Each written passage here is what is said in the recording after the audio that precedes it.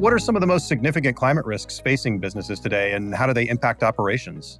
A company like Mastercard, where we're very focused on our offices and data centers, we're very concerned about extreme precipitation and drought. These precipitation variabilities we're seeing in a given location. You have more intense drought. What implications does that have for a data center and your water usage? If you're having more extreme precipitation events, thinking about urban runoff and the flooding risk that poses, not just to your building, but to the local roadways. What does that mean for your employees trying to get to work? What does that mean for your family and friends of your employees that live in these communities as well? Extreme heat's another one that really rises to the top.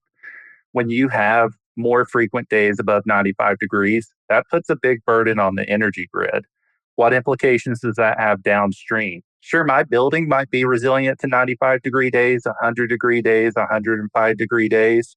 But if the power grid is strained due to more extreme heat, what implications could that have for me if the power goes out? And not just for an hour, what if the power goes out for numerous days in a row due to extreme heat?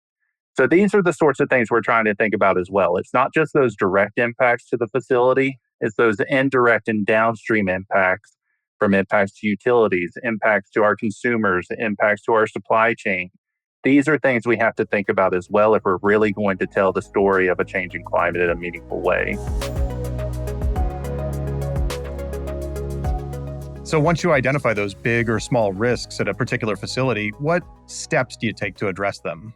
That's kind of where we're going now. So this last year was the first year we did a comprehensive climate risk assessment of our entire portfolio, whether you're a tech hub or whether you're a small office with 5 people in it. We did the climate risk assessment of the entire portfolio. So we're going through the process right now of implementing what we call the Climate Smart Resilience Checklist. It's a mouthful, but our project teams can go in there and reference and say, okay, Montana and the climate resilience team have identified this site as being high risk to drought. The site teams have said it's a problem. Could we do a rainwater collection system here? Could we have a backup water tank at this site? There's multiple options they can check through the checklist and say, what's most feasible for us at this site? And again, this goes back to us having that diverse portfolio. We have a lot of flexibility at our own sites. We can do any number of projects. At a lease site, it does depend on that relationship with the landlord. Is the landlord willing to work with us? Are they interested in doing some of these climate resilience efforts? More often than not, if you just talk to the landlord and say, this is an opportunity to improve not only Mastercard's resilience, but also your resilience to a changing climate. This will make your building more secure for the future. People get bought into the idea that this is not a resilience effort for a short-term problem. It's a long-term problem that we're addressing. How did you go about making this something that Mastercard prioritized, and what can people learn from that to make their own organizations try to prioritize it? For me, it was really coming in with this idea of, I don't want to just look at our most populated campuses. I came in and said, look, if we have people in that office, it's a priority location for me. So one is getting a good understanding of what's my portfolio look like. We look at 7 different climate hazards here at Mastercard, but there's hundreds of hazards you could look at. It depends on your company. So before you try and deep dive into doing a climate risk assessment, get a good idea of what your portfolio looks like.